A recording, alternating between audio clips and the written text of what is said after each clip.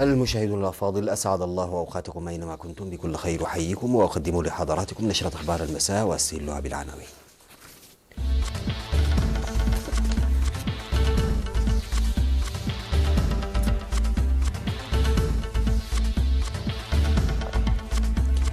مجلس شعب القاشبركة يعقد اجتماعه الدوري 18. جهود بناء لمكافحة الأمراض المعدية في إقليم شمال البحر الأحمر. الشباب العامل في مديرية مصوعة يؤكد الدفع بقوة لرعاية أسر الشهداء. احتشاد الآلاف في بغداد للتظاهر ضد الوجود الأمريكي في البلاد.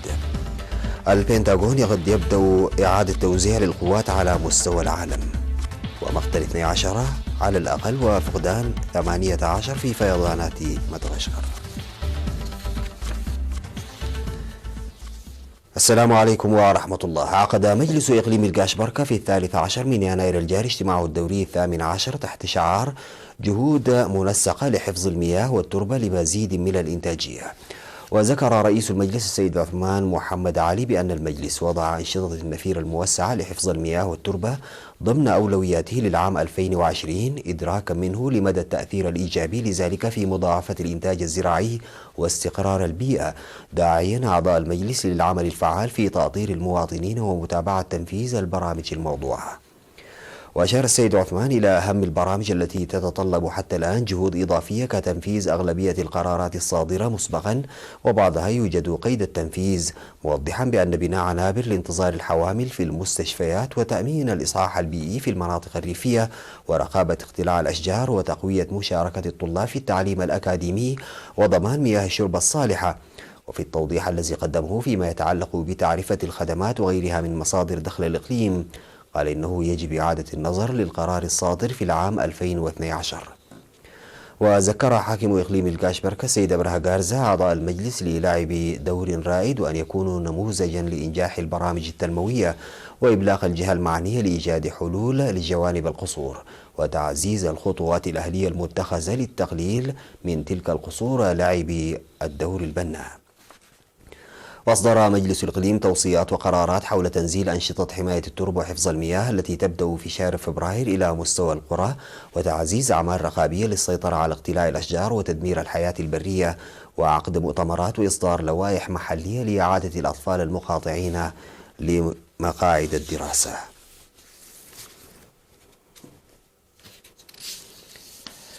أعلن مكتب وزارة الصحة في إقليم شمال البحر الأحمر عن تنفيذ أعمال مرضية في مجال مكافحة الأمراض المعدية وتوسيع الخدمات الصحية وصيانة المؤسسات الصحية. وأوضح المكتب في الاجتماع الذي عقده يومي 23 و24 من يناير الجاري أن خدمات التطعيم ورعاية الأمومة والطفولة والسيطرة على الأمراض ومكافحة الأمراض الوبائية أسهمت إلى جانب توفير الدواء والمعدات الطبية والكادر الصحي في ضمان الصحة العامة. وذكر مدير المكتب السيد تسفاي بخرزين في التقرير الذي قدمه بدأ عيادة عيلبابو بمديرية أدوبحة الخدمات وتوظيف ممرضين متجولين في ضواحي حستة وعريرب وهجر وماريت وبيان، وإدخال خدمات طب الأسنان وأجهزة تدفئة الأطفال الخدج في مديرية نقفة وخدمات طب الأسنان والعيون في مديرية أفعبت، مشيدا بجهد وتفاني المهنيين الصحيين والمؤسسات الشريكة والإدارات. وأشار إلى حل مشكلة سيارة الإسعاف في مستشفى شعب وبدء العمل لبناء نقطة صحية في قدقد وتخصيص خبير لتقديم خدمات العيادة المتنقلة وتشييد نقاط صحية جديدة في إنقل عيلة ومحفيد. وقالت وزيرة الصحة أمينة نور حسين في الاجتماع إن الإنجازات التي تحققت في جميع المجالات الصحية نتاج العمل النشط للشعب والشركاء، موضحة بأن جهود وزارة الصحة لتنمية القدرات البشرية وتجهيز المعدات الطبية الأساسية والأدوية حققت نتائج مرضية لخفض وفيات الأمهات والأطفال ومكافحة الأمراض المعدية. من جانبه أوضح حاكم إقليم شمال البحر الأحمر العميد تخل البسو إن كفاءة الخدمات الصحية أساس نجاح برامج التنمية، وتعمل إدارة الإقليم بالتعاون مع وزارة الصحة لتحقيق ذلك.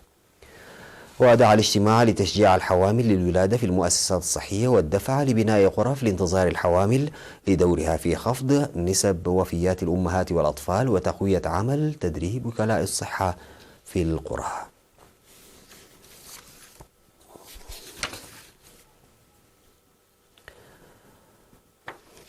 ذكر تنظيم الشباب العمال في مديرية مصوعة بإقليم شمال البحر الأحمر في اللقاء الذي عقده في 22 من يناير الجاري بأنه سيواصل بقوة رعاية أسر الشهداء الذي بدأه العام الماضي.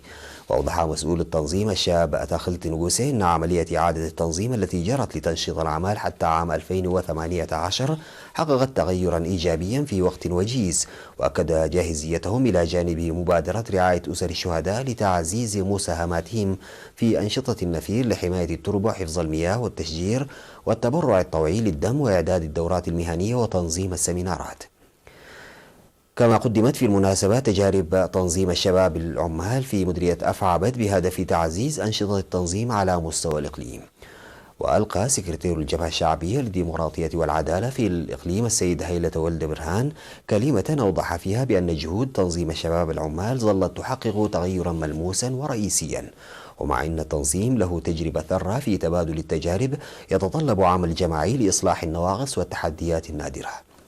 من جهته ذكر رئيس الاتحاد الوطني لشباب وطلبة إريتريا السيد صالح أحمد دين أهمية ودور التنظيم في تنفيذ استراتيجية وخطط الاتحاد، مناشدا إياهم لزيادة جهودهم لتأطير شباب أكفاء يساهمون بوعي ووفاء في الأوضاع الراهنة والمستقبلية للبلاد. أفادت إدارة مديرية دبارو في الاجتماع الذي عقدته في 22 من يناير الجاري بحضور أكثر من 500 من ممثلي السكان عن تنفيذ برامج تنمية فاعلة عام 2019. أوضح مدير المديرية السيد فرونجيل تخلايمانوت في التقرير الذي قدمه عن زراعة مساحة تبلغ 23704 هكتار في الخريف الماضي، منها 19870 هكتارا بالذرة و3634 هكتارا بالبقوليات و200 هكتار بالبذور الزيتية. وأشار إلى زراعة أكثر من 16,000 شجرة بن في 7 قرى، وبلغ معدل نجاح النمو أكثر من 97%، والقيام بأعمال حماية التربة وحفظ المياه وصيانة الطرق الترابية في 51 قرية. وأشار إلى إدخال التيار الكهربائي إلى 22 قرية وبناء غرف لانتظار الحوامل في المؤسسات الصحية وتخصيص سيارة إسعاف جديدة.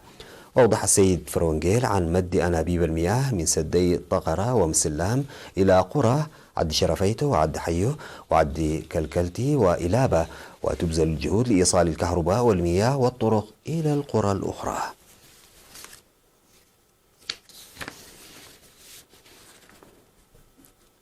تشهد مديرية عد قيح أنشطة أهلية لبناء أسوار المدارس وغيرها من الخطوات الإيجابية التي تساعد في تطور العملية التعليمية في المديرية.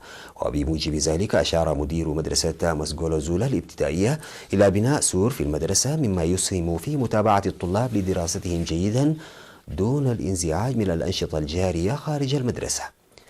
من جهته أوضح مدير ضاحية مسجولو زولا السيد علي حسين إن المواطنين أظهروا مشاركة فعالة في أنشطة النفير التي استمرت لفترة 3 أشهر. كما أوضح مدير مدرسة أجيلة الثانوية الأستاذ عثمان عبد الله إن عملية بناء السور في المدرسة قد أنجزت بنسبة 60%. وأكد المشاركون في الأعمال النفير جاهزيتهم للمساهمة بفعالية لحصول أبنائهم على التعليم الجيد.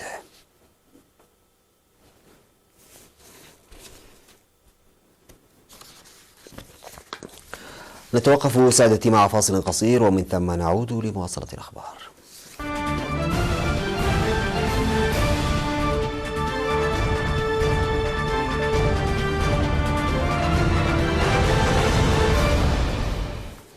احتشد آلاف العراقيين في العاصمة بغداد استجابة لدعوة رجل الدين مقتدى الصدر للتظاهر ضد الوجود الأمريكي في البلاد.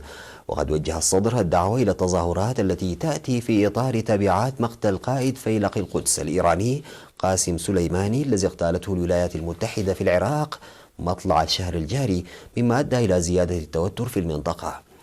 وأغلقت قوات الأمن الطرق الرئيسية في بغداد، كما طوقت المنطقة الخضراء التي تضم البعثات الأجنبية بحواجز خرسانية. وكانت السفارة الأمريكية في بغداد قد تعرضت لهجوم في وقت سابق ب3 صواريخ كاتيوشا، وهو ما أدانه رئيس الوزراء العراقي المستقيل عادل عبد المهدي. وكان البرلمان العراقي قد أصدر في أعقاب مقتل سليماني قرارا غير ملزم يدعو لانسحاب القوات الأجنبية عقب مقتل سليماني، وإثر ذلك هدد ترامب بفرض عقوبات على العراق. أشار وزير الدفاع الأمريكي مارك إسبر إلى أن واشنطن بصدد البدء في إعادة توزيع مرتقبة للقوات على مستوى العالم هذا العام، في إطار مساع لإعادة تركيز وزارة الدفاع البنتاغون على التحديات التي تمثلها الصين وروسيا. وقال إسبر إنه لا يريد تحديد إطار زمني صارم لاستكمال ما أطلق عليه مراجعة للسياسات الدفاعية من المتوقع أن يسفر عنها إعادة توزيع القوات. وأدلى إسبر بهذه التصريحات خلال زيارة لميامي، حيث بدأ مراجعة البعثات العسكرية في أمريكا اللاتينية ضمن تقييم عالمي شامل لإعادة نشر القوات يأمل أن يتيح له توجيه المزيد من القوات إلى آسيا وإعادة قوات أخرى إلى الوطن. ويقول العديد من الخبراء إن هذا المسعى جاء متأخرا في ظل التطور العسكري للصين على مدى العقدين الماضيين، بينما كانت الولايات المتحدة تركز على عمليات مكافحة الإرهاب في العراق وأفغانستان وسوريا وغيرها.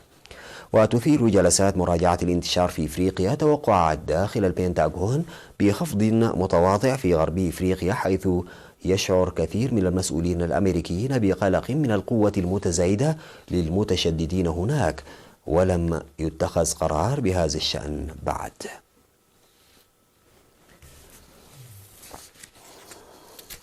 قال المكتب الوطني لإدارة الكوارث في مدغشقر إن 12 شخصا على الأقل قتلوا هذا الأسبوع، ولا يزال 18 في عداد المفقودين بعد أن اجتاحت الجزيرة فيضانات نجمت عن هطول أمطار غزيرة على غير العادة. وتعرضت مناطق في إفريقيا لأمطار غزيرة في الأشهر الأخيرة لأسباب تعود في جزء منها لارتفاع درجة حرارة مياه المحيط الهندي وارتفاع حرارة جميع المحيطات بوجه عام.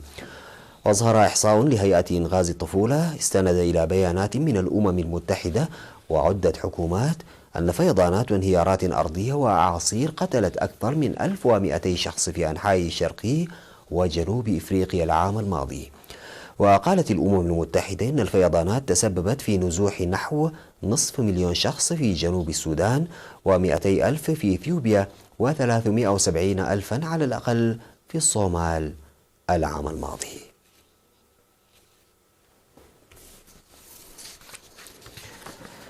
اكتشف علماء في أستراليا 4 أنواع جديدة من أسماك القرش تستخدم زعانفها للسير فوق الرمال والصخور بالإضافة للسباحة في قاع المحيط. وتم اكتشاف أنواع سمك القرش الجديدة في المياه الواقعة قبالة شمالي أستراليا وغينيا الجديدة. وقالت جامعة كوينزلاند الأسترالية إن الدراسة حول أسماك القرش استغرقت 12 عاما. حول أسماك القرش كانت بمثابة جهد مشترك مع وكالة العلوم الأسترالية ومتحف فلوريدا للتاريخ الطبيعي ومعهد العلوم الإندونيسي ووزارة الشؤون البحرية والمصايد الإندونيسية. وقالت إن إجراء المزيد من البحوث سيساعد على تحديد السبب في أن المنطقة الواقعة قبالة شمال أستراليا وغينيا الجديدة تعج بالتنوع البيولوجي، بما في ذلك أنواع أسماك القرش التي تملك القدرة على المشي.